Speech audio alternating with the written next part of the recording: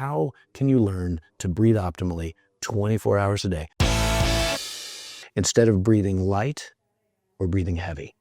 Instead of breathing slow, we're breathing fast.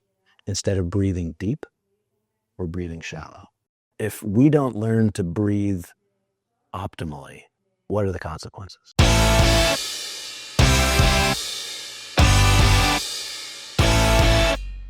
What if one of the biggest factors impacting your energy, focus, sleep, and overall health is something you're doing every single second of every day, but completely wrong? Most of us don't even think about how we breathe, but dysfunctional breathing is silently wrecking our health. It's linked to fatigue, anxiety, brain fog, poor sleep, and even chronic disease. Yet almost no one talks about it. In today's episode, I'm joined by Rob Williams, co-founder of NordicFlow and an expert in optimal breathing, to reveal why poor breathing is holding you back and how fixing it can unlock a whole new level of performance, resilience, and vitality. We're going to discuss the hidden dangers of poor breathing, what happens when you get it wrong, how your breathing controls your nervous system, energy, and emotions, the biggest myths about breathing and why most people get it wrong, and some simple, powerful techniques to improve your breathing and upgrade your health. If you're tired, stressed, or struggling with focus, then this episode could be a game changer for you. Please welcome Dr. Rob Williams to the Dan Astin-Gregory podcast.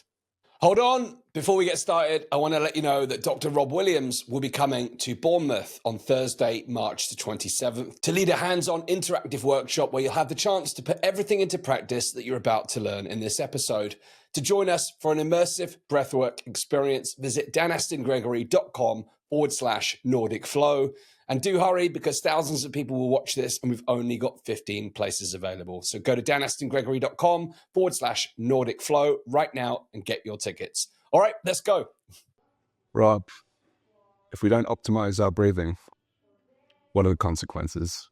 I would say a lifetime of dysfunction, of dis-ease, of suboptimal breath, which cascades out, ripples out into all aspects of our life, personally and professionally.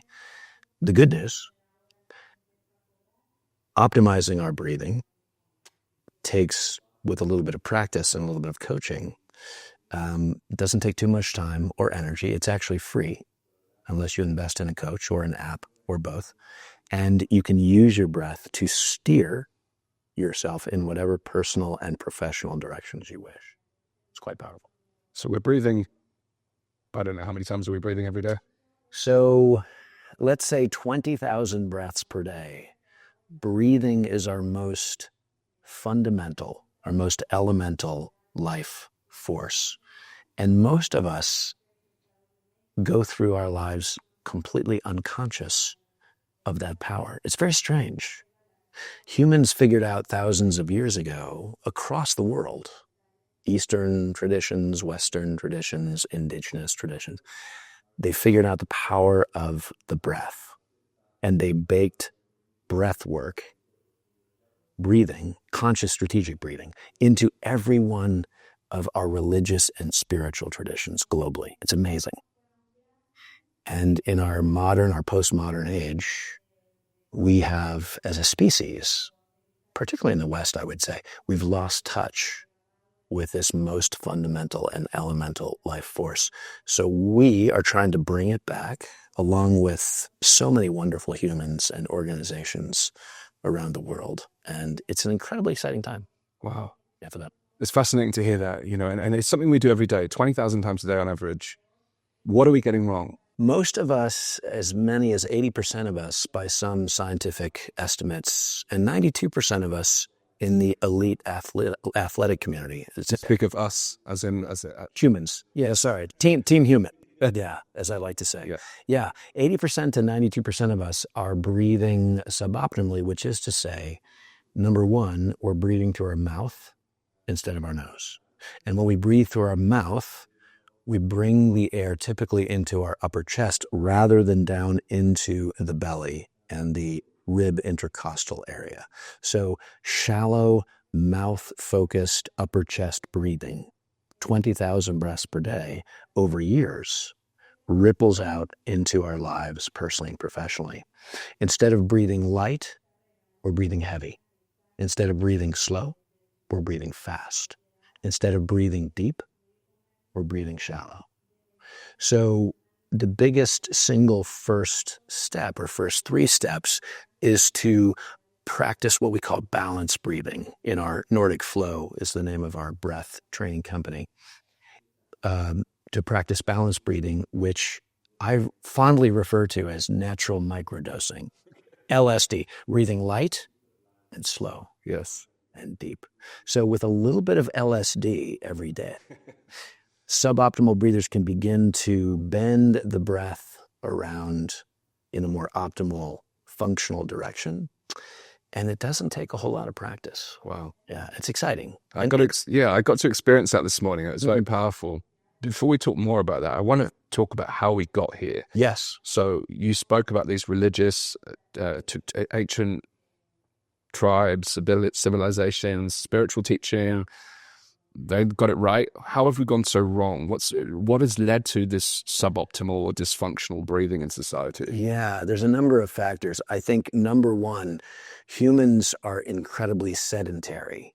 We spend most of our days sitting. This is a problem, right? When we're sedentary, we are typically on screens. And screens are a huge distraction from the power of conscious strategic flow of the breath.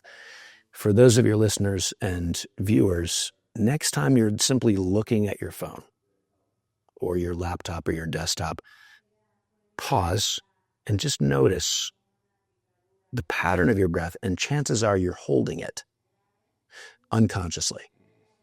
I've been teaching breathing for a long time. I still find myself doing this. It's something I'm working on. In the Greek, we call this apnea. Most people are familiar with sleep apnea, right? Which is a consequence of mouth breathing and other chronic conditions. But there's now a condition in the corporate culture called email apnea. Humans at desks with screens sitting are holding their breath all day long. Is that a cortisol response? Is it the stress response? Is it what is it? It's the stress response, yeah. When we open our email or we go onto whatever social media app we're using, we're anticipating one of 2 things, either a little bit of pleasure or a little bit of pain. And both of those instances, and we don't fully understand why, but seem to put us in this state of suspended breath. It's wild. And I'll sit in airports and just watch people breathing. I sit at bars. I watch professional athletes breathe on the big flat screens. There's a lot of bad breathing going on.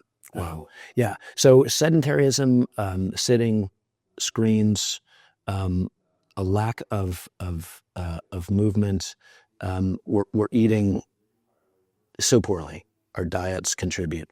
And the biggest one we're all familiar with would be stress, chronic stress. The kind of stress we can't control. And I think when we talk about stress, it's important to distinguish between chronic stress, which we're all familiar with, and what we call positive stress, sometimes called eustress, EU stress, which is built on a fundamental biological principle we should be teaching in kindergarten, which is, it's got a fancy word scientifically, hormesis. Have you heard of this word? No, tell me. Okay. I've heard of eustress, but hormesis, no. So hormesis is voluntary stress, regularly applied in a titrated, a measurable dose with a period of recovery. So when you go to the gym and you lift heavy weights and you put them down and recover, and then you do it again and you recover, over time, your muscles get bigger and stronger. When you go out for that brisk walk for half an hour, 3 or 4 times a week, you get your heart rate up. Over time, your heart gets stronger. That's hormesis. Every living creature practices a form of hormesis, leaning into voluntary stress to optimize mind and body and spirit. So we can counteract the power of chronic negative stress, people, events beyond our control, we're all familiar, with a little bit of hormetic stress every day. Breath work is one way to do that. Cold plunging is perhaps the most powerful hormetic tool. Nobody likes to go into the cold, but you don't need to go in for very long and come back out and have your mind and your body and your spirits energized. As I have a dear friend, Mike Miranda, shout out to Mike. His band is The Mammals. Check him out. He has a beautiful saying. He says, Rob, no one's ever regretted going into a cold plunge. And he's absolutely right. Getting in is hard. Once you get out and you feel those positive hormetic benefits, magic. Yeah, it's a game-changing part of my routine. And you do this too. Yeah, I'm lucky to live by the coast, so year-round coastal swimming. Yeah. Or we call it swimming. We dip and chat, but it's full immersion, no matter what the weather. With a bunch of guys. It's a men's group. Yeah, we go in every Friday together. We do our dip. Yes. We have a coffee. We connect. Amazing. All people on a mission, doing things, exciting things. So it's a great place to share ideas. So we get that endorphins from the sea, but we also get that real connection amongst ourselves. Yeah, and if you kind of imagine our way through that experience, you're barefoot on the sand. You prepare your mind and body to go into the cold. So you have the opportunity, using your breath, to calibrate your nervous system and your psyche for a hard thing. You go in with a bunch of guys, the chums, your colleagues, right? Your pals. You experience that hard thing together. You come out barefoot on the sand. You warm up, right? And then, tell me if this happens to you. This is my favorite thing about cold plunging. You go into your day and your body's doing this. Oh, yeah. It's like resonating, right? Yes. And sometimes I'll be at a lunch meeting or on a lunch call, having done a cold plunge 5 hours before. I'm like, oh, there it is. It's still there. It's like you feel, people are like, why would I invest time and money and energy in a cold plunge for 2 or 3 minutes a day? I was like, no. It's a 4 to 5 hour experience. And the best part is everything that happens after the first minute. Yes. Right? Absolutely. Yeah. First minute is hard, but when you're in the sea or you're in the ice, right? That second, third, fourth, don't push it. Start low, go slow. But that's when you begin to feel the calm, the power, the hormetic, evolutionary agility kind of kick in, and then you get out and the rest is great. Absolutely. And the thing as well, that even though I do it every week, when it's super cold and you can see the actual ice on this, the sand is frozen. Yeah. That's a different feeling on your feet, let alone when you get in the water. And often actually the worst part when the weather is like that is actually not the water, it's actually when you get out. It's the wind chill. It's getting out. But the thing I find in addition to those benefits is your brain will still go, what on earth are you doing? That fear hormone kicks in. It does. And I find by overriding that fear in those conditions, again, whenever I face a challenge during the day, I've already taken on a major challenge and then win. I've already conquered a major fear. Yes. So everything else feels like child's play. That's right. I find, and that's why I have a cold shower every day as well. It just full immersion, just because it remind myself that no matter what my brain says, you can't. If my brain tries to tell me I can't do that, I will show it who's boss. Yeah, it is a mind over body challenge. Absolutely. Hormesis. Initially. Yeah. And short of wrestling with a saber-toothed tiger, you will do nothing harder. Yeah, I'd rather not take the cold plunge. I know. No, it is amazing. And it's interesting on social media right now. It's kind of in vogue to bash on cold plunging, right? And, when anything that's good gets bashed on. Well, you've noticed, yeah. And, when the Joe Rogans of the world do a 20-minute ice bath on the West's most popular podcast, it's probably not helping. It's like you want to be mindful and you want to be strategic. And the goal is not to compete or to push yourself beyond into the danger zone. The goal is to adopt the cold, as with breathing, as hormetic protocols to optimize the mind and the body and the spirit. And so for anyone who's listening, watching, who is skeptical, try it.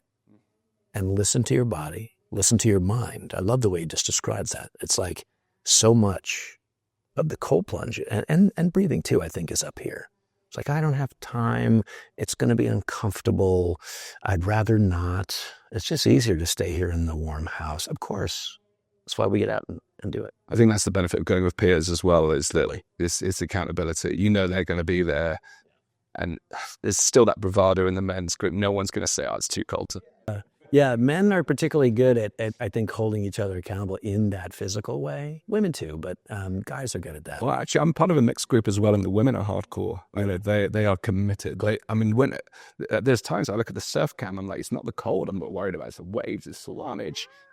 And then it's like, oh, I've already been in. Don't worry, I've tested the water. It's oh wow, it's incredible. But it becomes a lifestyle. And I think that for me, some of these things like cold plunging, breath work, they almost become fads because they become so popular. Yeah. And I'm curious, in your view, I mean, some ways there's a joke going on now that everyone is a breathwork coach, and there's like a fancy dress costume like of a breathworker. So, I've got my Gandalf outfit on. exactly. So, I mean, obviously there is benefits to more and more people learning about breathwork, but is there a risk now that people are getting misguided? If you're tuning into this podcast, the chances are you're someone who thinks differently. You question the narratives, you want real freedom, and you're looking for unfiltered insights that can actually help you make sense of the world. But let's be real, social media is broken, big tech controls what you can see, and independent voices are being suppressed more than ever. That's exactly why I created the Live Free and Prosper membership community. Your private hub for uncensored conversations, exclusive deep dives, and direct access to a community of like-minded free thinkers. For just £5 a month, you get exclusive content that I can't share publicly, members-only Q&As, and the chance to connect with people who actually get it. So if you're serious about breaking free from the status quo and building a life on your own terms, then join us today. Just head to danastingregory.com/supporter or click the link in the description. That's danastingregory.com/supporter. I'll see you inside. Now, back to the show. Always, absolutely. And there's so much about breathing that is still somewhat mysterious. You know, we live in a world where science thinks that science has it all figured out. And I'm fond of saying that the scientists are just kind of catching up with what humans discovered and have known for a very long time, especially with regard to breathing. And I would say also cold plunging. Entire civilizations, Mohenjo-Daro, was built around the power of conscious breathing. Like they literally had monuments in the city to remind everybody to drop into the flow, as we say. So I think there's a lot of good coaching going on. Of course, there's some misleading information as well. At NordicFlow, we encourage everyone to play, to experiment, to adopt a bit of beginner's mind, and most importantly, adopt a feeling is believing, a listen to your body and mind position. It's like I can throw 60,000 peer-reviewed scientific studies at you about breathing and health, but what's way more fun is just to drop in. Just drop in. You know, get your hands on your body, shut your mouth, close your eyes, just bring the breath into the nose, and then just notice what you're able to do with the power of the breath. You know, our friend Wim Hof, and I've trained with Wim, I think has done a nice job of popularizing the power of a particular kind of breath work, cyclic hyperventilation, right? And the cold. Guys like Patrick McCohen, if you're familiar with Patrick in Ireland, he's a brilliant breath training pioneer. I trained with Patrick. He now curates the International Buteyko Method Foundation. Konstantin Buteyko was a Russian scientist in the 50s and 60s who pioneered a particular quiet. No, the opposite. Okay. What we think of as LSD, balanced breathing. Yes. Yeah. Okay. Stan Grof pioneered the Grof, that's right. which is the most intense. Yep. In many ways, hours and hours of very aggressive breath work, let's say. Patrick, also in Ireland, founded Oxygen Advantage for athletes, performance breathing. And what we're doing at NordicFlow is teaching what we call a breath ecosystem. And the metaphor I like to use is this. Imagine you have a quiver on your back full of breath arrows, and you're flowing through your day or your evening. And the trick, you cultivate an awareness of this. You want to pull the right breath work arrow out of the quiver for the right moment. So you're walking into a hard conversation with a boss. You've got to make a public presentation and no one likes public speaking. You're having trouble sleeping at night. You're about to step onto the rugby pitch and kick some ass. Can I say ass? Yes. Okay. Yeah, there are particular breath training exercises, protocols, styles that will set you up for success. And you practice those as like anything else, you will become better at them. Cold plunging. There's a particular breath protocols for going in and out of the cold. I got an email from a friend this morning. Should I be teaching box breathing for my friends who are going on the cold plunge? Like, you could, but there are better options. Yeah. Wow. So, and box breathing is a technique most people know. Made famous by the U.S. Navy SEALs, and it's a great breath exercise. But for the cold, there's some better things to do.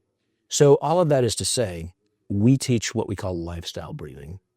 How can you learn to breathe optimally 24 hours a day, 7 days a week, as you flow through your day, flow through your evening? Just become aware of how you can shift your breathing patterns to meet the moment.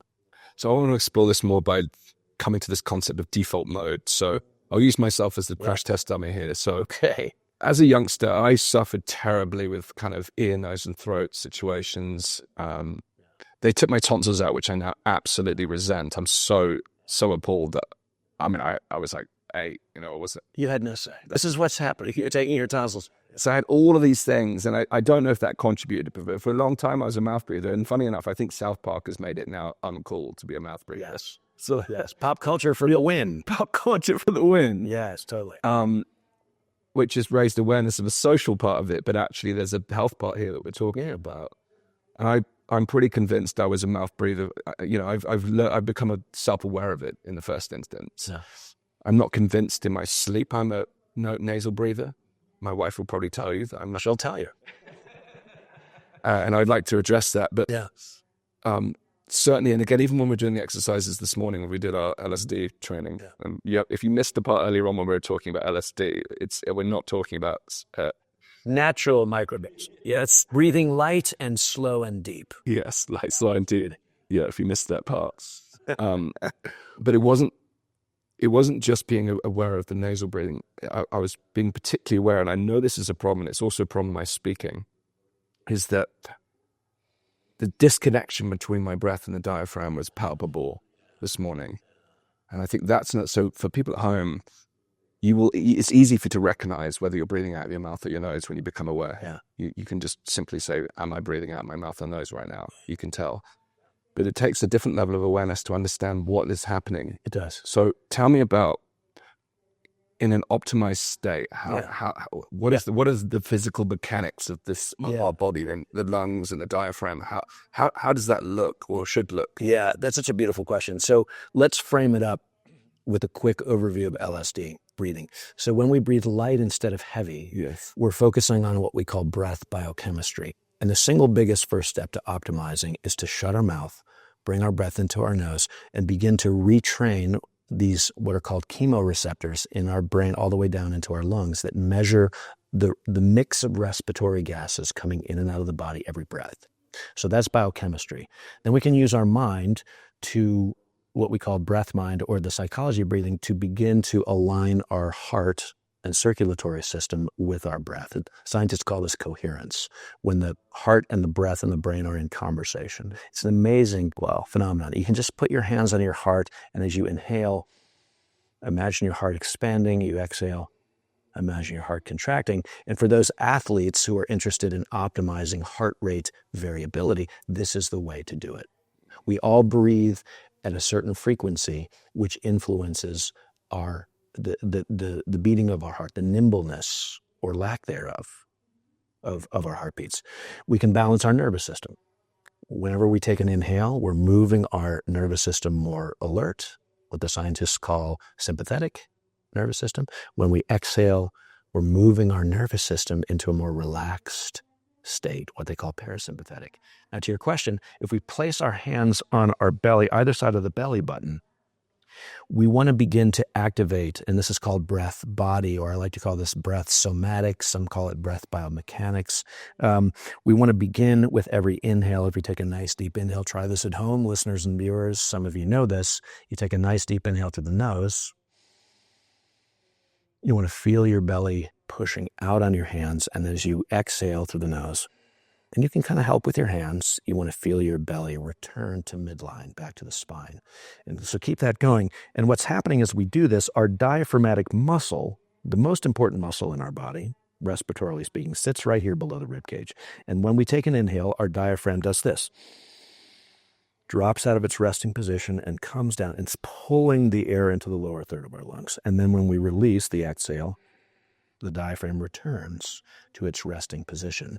And for 80 to 92% of us, we've let our diaphragmatic muscle go. Well, that was my next thought. Yeah. In the last few years, I've had some strong physical capabilities, visible abs. Yeah. But it feels like if you could strip that away, you could see a flabby diaphragm. Yes. It feels like I haven't got that area mastered. It is underutilized. And in fact, because we condition our kids and ourselves from birth to sort of suck in our gut, Yep. for guys and be skinny for girls, we're actually teaching what we call paradoxical breathing. When you inhale, you want the belly to come out, but what you'll notice is people suck in their gut, their shoulders lift up, and the breath goes right into the upper chest. Yep. And the diaphragm is completely taken out of the equation. Totally describing my situation.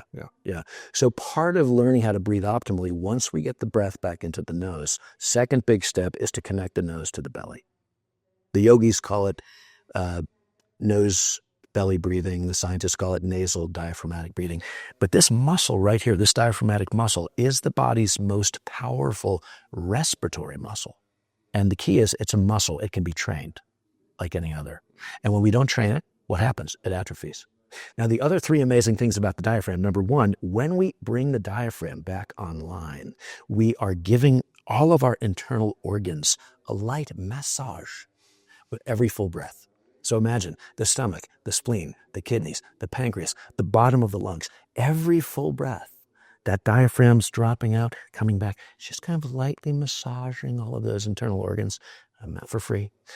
Secondly, we're flushing our lymphatic system, the system in our body that we believe releases toxins. When we nasal diaphragmatic breathe, 20,000 breaths per day, we're helping our body rid itself of all the nonsense and the waste and the chemicals and the toxins, back to food and all the things we talked about earlier, right? Get those out. And then finally, when we stabilize the diaphragm, we're able to optimize all forms of functional movement, sitting, standing, lying down. Whatever sport you like to play, the diaphragm is deeply involved or not, right? So we want to bring that diaphragm back online. And we haven't even talked about the pelvic floor and the psoas and all the stuff that's happening between our privates and our belly button, like the core of our human body, right? From our sit bones and our pelvic floor up to that belly. The diaphragm is just kind of the top end of that. It's fascinating. Wow. Yeah. So coming to the point around this default mode. So in that Yes. immersive experience this morning, maybe 30, 40 minutes of really intentional breathing. Yeah. Becoming really conscious of the patterns in my breath, how I'm using my mouth, my nose, becoming conscious of what my diaphragm is doing. By the end of that session, I was still far from optimal. We did a lovely flow score experiment, which I'll ask you to explain in a moment, where I increased my score. I was happy about that. Well, I'm only competing with myself. Totally. Yeah. I think that, I learned that from Michael Jordan. Compete. You have the external reference point. If you're an athlete like Michael, you need that to know whether you're winning or not. That's beautifully said. But you're still competing with yourself, and I look to do that every single day. I love that. But in that intentional moment, I mean, even as we were talking, as you were describing this situation, I was conscious of my breathing. I'm like, I've got email apnea here, and I've got interview apnea. My stomach hasn't moved since we've been at. It's like I feel like I'm holding my breath in. As with this, I was like reflecting your conversation in my mind. Like, what's going on here? So how do I transition, or how do we, listeners and viewers, transition from that really immersive? I mean, I'm appreciating that you don't go to the gym once and get abs. Yeah. Saying what I am impressed. It takes time. So what is the process from going from that self-awareness that we're suboptimal, dysfunctional breathing, maybe mouth breathing, maybe not engaging our diaphragm and other things we've described? What is the process to then making that optimized breath our default mode so that unconsciously we're breathing in that natural state that we're designed to, like a baby, like you mentioned this morning? Yeah, babies are, we come out of the womb breathing so beautifully. And the world screws them up. There's a saying I'm fond of that the best breathers appear not to be. So really beautiful breathing is you barely notice. that it's even happening. So, and again, I like to sit in airports. I travel a lot. I observe the human species, including myself, right, at how we're breathing. And you can pretty quickly tell without even engaging someone with their, I call it their breathography. Like, tell me about the history of your breathing. And people will open right up. You can pretty much tell fairly quickly what's going on. There's some discussion about how many days, weeks it takes to reformulate a habit, but let's say 6 weeks. I think that's a nice number. So to answer your question, 10 to 20 minutes a day of balanced breath practice. Ideally, a few times a day, 5 minutes here when you wake up, 5 minutes after lunch, or sitting at your desk, standing up at your desk, maybe 5-10 minutes before you go to bed. You can fairly quickly and efficiently, with daily practice, retrain your breath and the various elements, light, slow, and deep, biochemistry, psychology, biosomatics, so that within 6 weeks, you will be, functionally speaking, a much better breather. And that doesn't even get into all of the applications in sports and the professional world. We work with a lot of C-suiters, athletes, etc. But just keep it to balanced breathing, 10 minutes a day. When I work with one-on-one with clients, I'll encourage them to just set a couple of ringers on the phone. And when the ringer goes off, stop whatever you're doing, stand up, bring your hands on your body, give yourself permission, shut your mouth, close your eyes. Let that timer count down 2 minutes, 5 minutes, 10 minutes. Go outside if it's a nice day. And just do that. And when you wake up, middle of the day, before you get to bed, those are 3 ideal times to practice. There's all kinds of exercises we recommend. We do have an app, NordicFlow. It's downloadable. We do have an academy. We train people. But to the diaphragm, very simple exercise. Lie on your back on a yoga mat, which is hard for a lot of people, just to lie down, right? And then put a book on your belly. And just enjoy it. Breathing in, lifting the book, breathing out, lowering the book. Make it a good book. Make it a heavy book, not too heavy. Something maybe you're reading right now. And just enjoy lifting and lowering the book with the power of your belly. Bringing that breath in and out to the nose. Yeah. And there's all kinds of tools. You mentioned mouth breathing before, a little bit of mouth tape. Mouth tape has been discovered. Some of the most elite athletes in the world swear by it because it helps them sleep better, which improves their mental clarity, their cognitive capacity, their physical acumen on the court or the field or whatever. Again, you don't have to spend a lot of money. You don't have to spend a lot of time, but it does take practice. It's simple, but it's not easy. And we live in a world of infinite distraction. Yeah. I mean, anything that's worthwhile is simple but not easy. Yeah. Before we move on, I want to make sure we define, I think you've defined what balanced breathing is. Just fill us in on that. Yeah, so balanced breathing light and slow and deep, biochemistry, psychology, biosomatics is the way. Yeah, that's your LSD, fine. LSD, light, slow, and deep. Yeah. We want to be naturally microdosing 99.9% of our lives, at work, at play, at rest, awake. What's the difference between light and shallow? Yeah, good question. Light breathing simply refers to the flow of air in and out of the body. It's gentle. It's gentle, yeah. And again, it's not very noticeable. Breathing shallow is a directional observation, a locational, better observation. When we breathe shallow, the breath gets trapped up here. And we want to use the diaphragm to bring the breath down in the lower third of the lungs, is where many, not all, of our parasympathetic receptors are, those receptors that relax the entire nervous system. So we want to bring the air down deep into the lungs where it can do its magic. It can work its magic in and out. If that makes sense. Our lungs don't do much. They just kind of hang there. They're like 2 inflatable bags waiting for something to happen. It's the diaphragm and the intercostal muscles and the nose, among others, right, that help circulate the oxygen into our bodies, the carbon dioxide out of our bodies. And we should talk about carbon dioxide, actually. We didn't talk about that this morning, but Maybe this is a good time. Yeah, tell me. So tell me if you've noticed this. The culture is waging a war. Yeah, the culture is really favorable of carbon dioxide. Yes, it's a waste gas destroying the planet. Perhaps you've heard. Yes. Yeah, and what's really so tragic about that is that carbon dioxide is in many ways the human body's most important respiratory gas for 3 reasons. Number one, we breathe in the presence of carbon dioxide. When you ask people, so why do we take our next breath? Most people would say, what do you suppose? Why do we breathe? What triggers the urge to breathe? What's the standard answer? I'm sitting in a bar. I do this all the time. It's fun. Trying to imagine what the standard answer is, just to get more oxygen. Yeah, most people say... To continue to live. Well, yeah, most people say, I need oxygen. Yes. So I'm going to take my next breath. And really what's happening in the body is rising levels of carbon dioxide trigger that urge to take our next breath.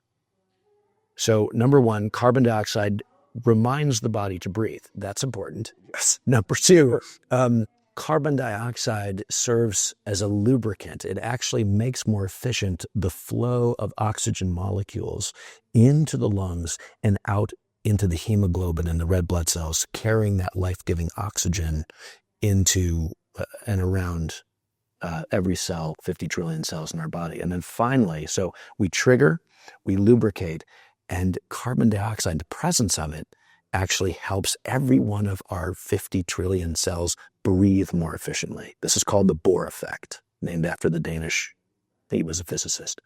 And so being able to sequester, it's a good climate change word, to sequester more carbon dioxide in our bodies actually increases the efficiency and power of our breathing, breath by breath, moment by moment. So when people ask, how do I become a better breather? We talk about the nose and we talk about bringing the diaphragm online. But biochemically speaking, we're talking about increasing what's called CO2 tolerance, carbon dioxide tolerance, your body's ability to hold more CO2 in the body from breath to breath. And we do this by cultivating what we call a little bit of air hunger. You know how when you take an exhale and you hold at the bottom of the exhale and you notice it gets increasingly uncomfortable. Oh, yeah. That's what we call air hunger, rising air hunger. Got that the flow score. We'll come back to that anyway. Come back. The hunger for air. And the longer you can kind of hang out and just enjoy that bottom of the exhale pause or hold, the higher over time you'll nudge your CO2 tolerance. And by the way, if we really want to save the planet from climate change, if we trained all 8 billion plus humans to sequester more carbon dioxide in our bodies, the job would be done. Wow. Yeah. And I'm waiting for a mathematician, out there. 8 billion humans times 20,000 breaths per day times increased sequestration of carbon dioxide per human per breath. Give me a number. Yeah. I'm not a mathematician. Yeah. We've mentioned this flow score. Yes. I enjoyed that process as well.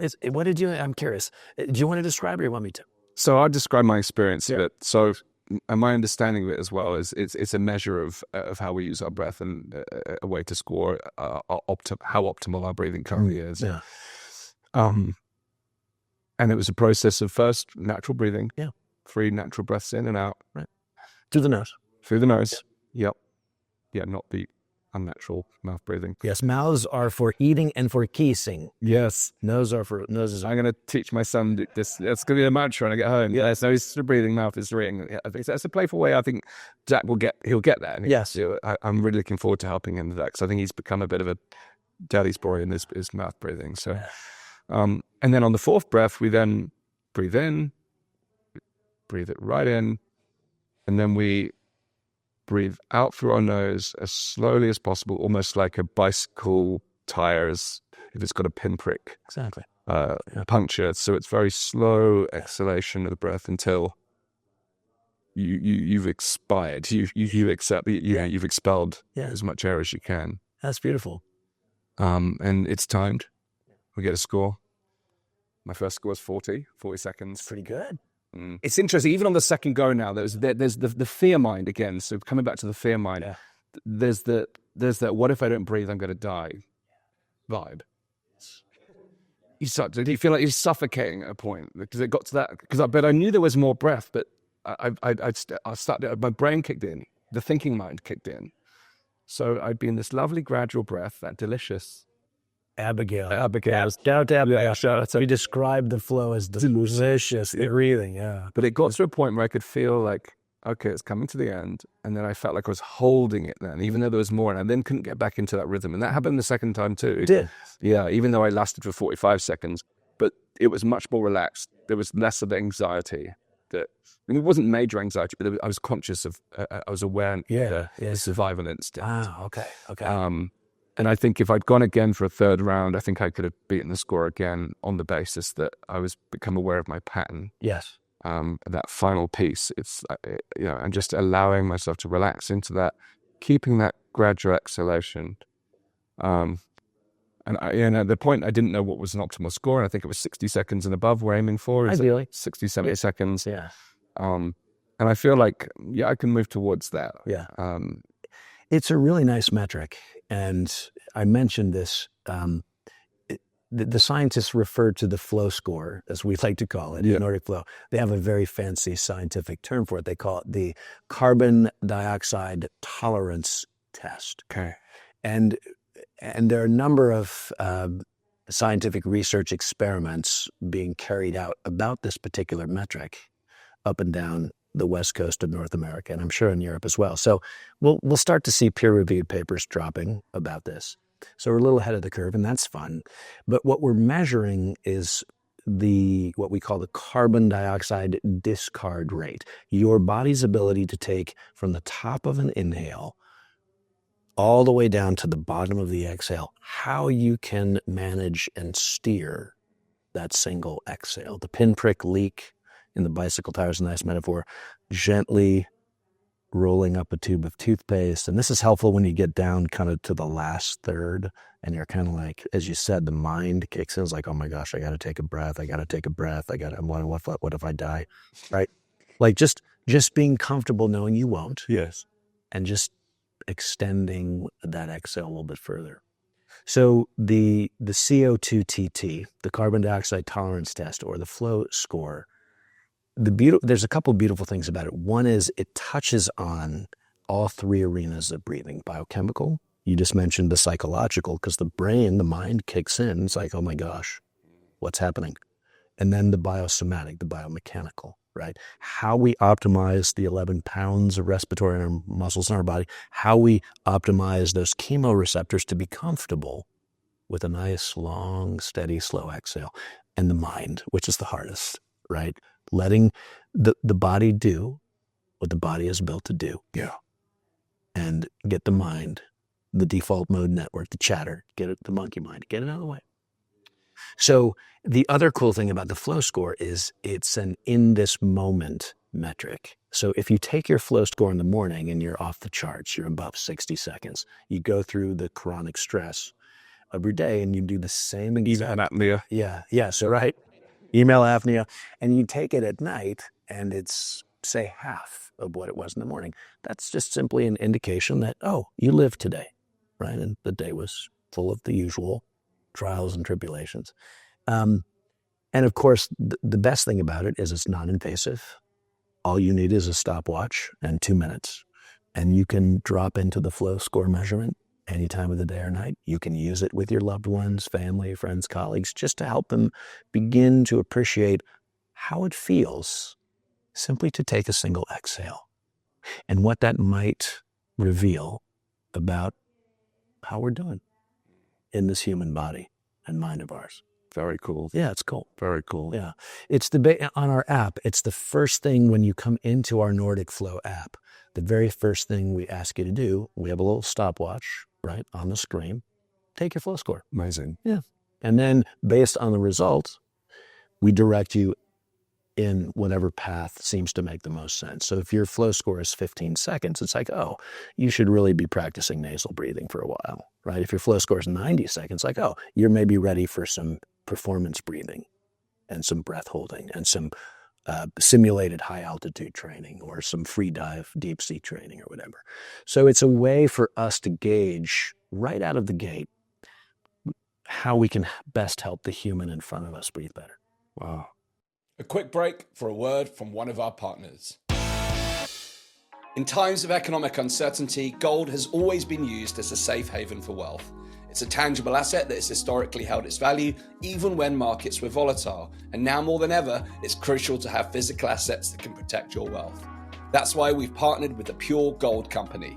They offer a secure, reliable way to buy physical gold bullion and precious metals, whether you're looking to diversify your portfolio, hedge against inflation, or simply protect your savings. With fully insured gold products stored in world-class private vaults, you can rest assured that your physical gold is safe and secure. For bullion-grade gold bars and coins, the Pure Gold Company makes it easy to purchase physical gold that you can actually hold. If you're ready to take action and safeguard your wealth, then visit danastingregory.com/gold to download your free guide and take advantage of a free consultation to explore your gold bullion options.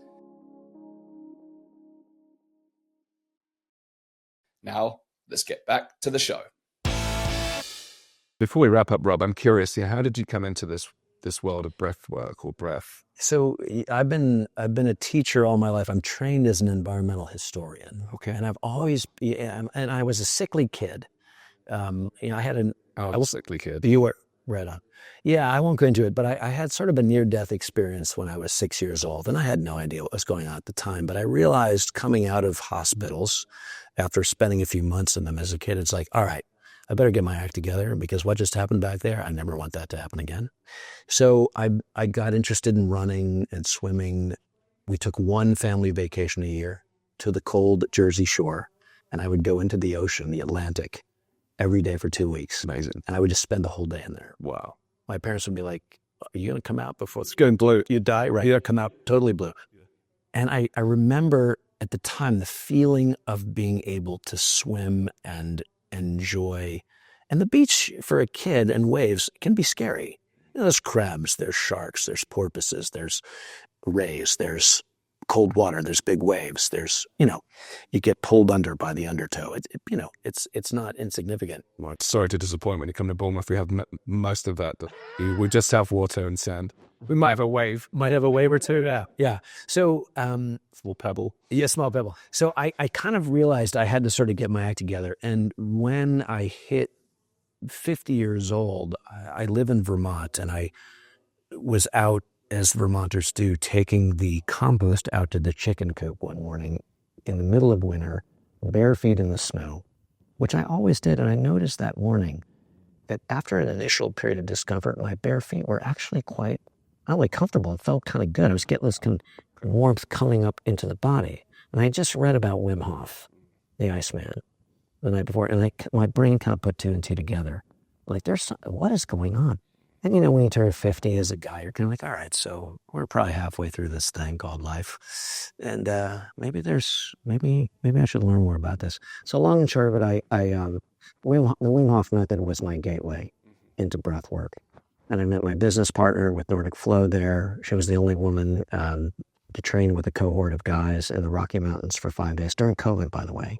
Or the only Wim Hof cohort in the world for 3 years to actually finish our certification, because the office shut everything down for COVID. And 20 of us in North America emailed collectively Wim and his family and said, look, we'll sign whatever papers you want, any legal document. We just want to finish the training. Absolutely. So send us your best instructors. Let's finish this thing. And to their credit, they did. Wow. So it was a very special group. Like, I'm still in touch with all 20 of those people in one way or another. And my dear friend Lindsay Trubia, shout out to Lindsay, who's was our Peak Flow CEO, now our NordicFlow Director of Strategic Partnerships. Amazing human, yogi, big wave surfer. One of my best friends now, but also we've built this business together. And so that, long and short of it, was my gateway. And then I trained with Patrick McCohen in Ireland, Oxygen Advantage, the Buteyko method, got interested in yoga and pranayama work and the relationship between breath and ancient movement, kundalini, all of that stuff. So I approach all of this with beginner's mind. There's so much we don't know. There's so much the science will never be able to explained. And the most powerful thing about breathing, I would say, is this. It is, in an age of programmed, polarized divisions, we're all familiar. Yes. It is the breath that unites us all. 20,000 breaths per day. And not just the human species. Of course. You and me and everyone we come into contact with on two legs, but with the rest of living and breathing creation. And maybe this is a good place to end with a story. I mentioned this morning, but the Latin root of the word breath is the word spira or spiritus. And that word shows up in some of our most powerful words in English: spirit, spirits, spiritual. But you say someone is, oh, she's a real spiritual person. What does that mean? It means they are filled with power of conscious strategic breath. They are aware in some way that they are a creature beyond mere flesh and bone alone, that they have an energetic presence, let's say, that can be steered spiritually, let's say, with, among other things, the power of breathing. When we respire, of course, respiration is reciprocation. We're in this conversation, right? 20,000 breaths per day. When we respire, we breathe over and over again. But even better, when we inspire one another, we breathe good energy into one another. When we aspire, what does that mean? It means we breathe our way upwards to a higher goal or a purpose or a vision, which I think we can all agree, a number of us could maybe use a little bit of help with right now. My favorite is the word conspire. A conspiracy is simply a group of humans breathing together for strategic purpose. And so we had a little 1-hour conspiracy this morning. There were 25 of us in a circle on the grass in the sun, simply naturally microdosing together with the power of our breath. And last story. The most powerful kind of breathing is a form of breathing called coherence breathing. It also goes by the name resonant or resonance breathing. And shout out to James Nestor and his book Breath, The New Science of the Lost Art, because he introduced us to this particular historical reality. Every single religious and spiritual tradition in the world, Eastern, Western, indigenous, has at the core of that tradition a chant or a song or a prayer or a mantra that lasts about as long as a single coherent breath, which is about 5 to 6 seconds on the inhale, 5 to 6 seconds on the exhale, 5 to 6 breaths per minute, 5 to 6 liters volume of air moving in and out of the body per minute. And the example I like to use, I travel quite a bit in the Himalayas for a number of reasons. I do a lot of trekking there, and I'll drop into these Buddhist monasteries. I'm a Christian by religious and spiritual training, but I love hanging out with the Buddhists. And you'll drop in and they'll invite you for tea and they'll make you feel at home, and then you kind of drop into the chanting, and we're all familiar, those of us who have an awareness of Buddhism, with the sound of the universe. So watch my fingers, right? This is the coherent breath baked into Buddhism. Om Pariyu. Om Pariyu. There it is. Yeah, 12 seconds. And you look at Christianity, Islam, Hinduism, Buddhism, indigenous shamanic traditions. There it is. Incredible. It shows up. And I keep an eye out for it now. And it's almost like humans figured out the power of resonance breathing thousands of years and just kind of baked it into the pie of religion and spirituality, which at its best, religious and spiritual traditions are human optimizing technologies. And central to them are these myths, songs, chants, mantras that are built on breathing. Wow. Isn't that wild? It's wild. Yeah. Rob, this has been an illuminating conversation. It's been so fun. The last thing I want to do is make sure people have an opportunity. I'm now at the time of recording this, we're discussing the possibility of Rob and I working together to put a little event together in the UK. There's already an event happening in the UK with another partner of Rob's, but we're looking to do something. But by the time we publish this, hopefully we'll have firmed up arrangements. But and look out for the details in the comments for that information. But in lieu of that, more connection. If they want to connect more with you, the Nordic Flow method. Yes. Please, the ecosystem you talked about, and the app that you mentioned. How do people connect with the ecosystem that you've put together? Yeah, there's a single website. It's NordicFlow.io. NordicFlow.io, and there you will find a link to the app and the Apple and the Android side of things. There's a certifications page. I'm the director of our Nordic Flow Academy. We offer very affordable online trainings. Level 1 is what we call breathing essentials and modern mindfulness. So you spend 8 weeks just deepening your own practice. And then level 2 is if you want to certify a coach with us, make money helping people breathe better anywhere in the world, you can do that. What was the term you used this morning? You're looking to recruit. We are building a peaceable pulmonaut. Yeah. So we want to encourage everyone listening and watching to become a bit of a pulmonaut. An astronaut is one who explores space. The psychonaut is one who explores hallucinogens, mind-altering substances. And a pulmonaut, from the Greek, is one who is interested in deepening and exploring the power of breathing. So we're building a peaceable pulmonaut army of coaches around the world to help the human species optimize at this, I think we can agree, very critical time for us as a species. And so please, NordicFlow.io, and our sister company, the NordicWave.com, is where you can find one of the most remarkable vertical cold plunges. So there's a few plunges. If you don't have access to the ocean, if you do, it's just having it in your back garden. It's one thing having a cold shower every day, but being able to jump into a plunger. It's a really beautiful machine. Absolutely. Yeah.